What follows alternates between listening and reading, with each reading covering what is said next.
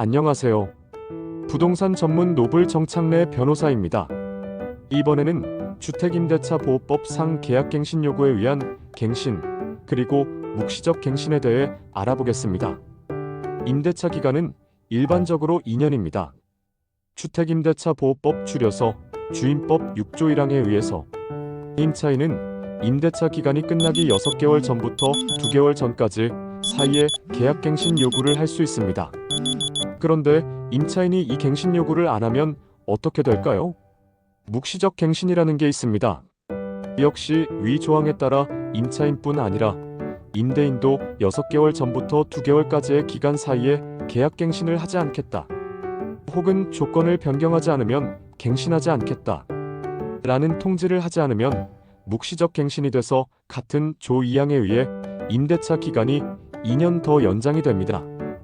다만 월세 등 차임을 이기 연체하면 그렇지 않게 됩니다. 얼핏 보면 임차인 측에서는 계약갱신을 요구하는 것보다는 묵시적 갱신이 되는 것이 더 좋아 보입니다. 그건 왜 그럴까요? 그건 주임법 제6조의 3 제2항 때문인데요. 조문을 찾아서 살펴보시면 아시겠지만 임차인은 위에서 말한 계약갱신 요구권을 1회에 하나여 행사할 수 있다.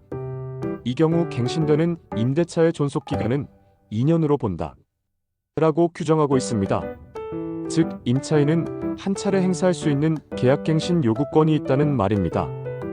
주택임대차 계약기간은 최소 2년에 그리고 한 번 더 2년 연장해서 4년이 전부 아니냐라고 아시는 분들이 많은데 묵시적 계약갱신이 있기 때문에 그렇지가 않다는 말입니다.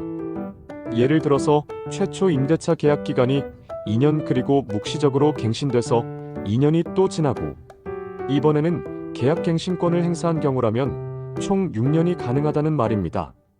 만일 묵시적 갱신 자체가 2차례 있었다면, 즉 4년이 묵시적 갱신 기간이었다면 처음 2년의 묵시적 갱신 2년 플러스 2년 하여 4년, 그리고 갱신 요구에 의한 2년 이렇게 하여 8년도 가능한 경우가 생깁니다.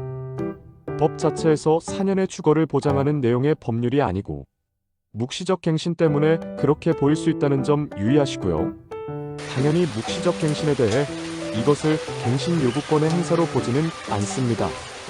묵시적 갱신은 당연히 가만히 있었을 때 말하는 것이고 갱신 요구에 의한 갱신은 해당 권리를 행사한다는 명확한 의사표시를 한 경우에 인정됩니다. 임차인 측에서는 만일 임대인 측에서 계약기간이 끝나기 2개월 전에 갱신이 안 된다라고 먼저 말을 해왔다면 이때 계약갱신 요구권을 행사하셔야 된다는 겁니다.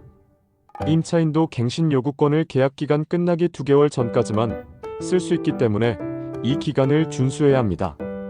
반대로 임대인 입장에서는 새로운 세입자를 받기를 원한다면 임대차 기간이 끝나기 2개월 전까지 일단 계약갱신 거절을 하시는 게 좋겠지요. 이때 임차인이 계약갱신권을 사용 시 그래야 4년 뒤에는 임대차를 계속 유지하든지 아니면 종료하든지 임대인에게 선택권을 만들 수 있기 때문입니다. 만일 중도에라도 해지를 하고 싶으면 어떻게 되느냐 문제될 수 있습니다.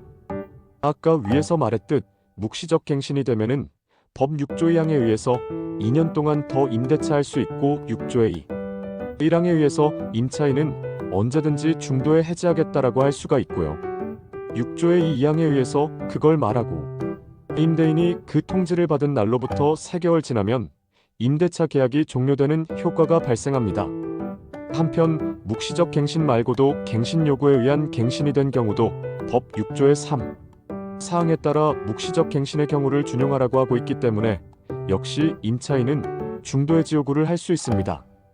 반대로 임대인에게는 중도해지 권한에 대하여 규정한 바가 없기 때문에 중도에 해지하겠다라고 할 수가 없습니다. 다음에는 5% 증액 부분에 대하여 알아보도록 하겠습니다. 노블 정창래 변호사는 사법연수원 36기로 경력 17년 이상이며 부동산 전문 베테랑 변호사입니다.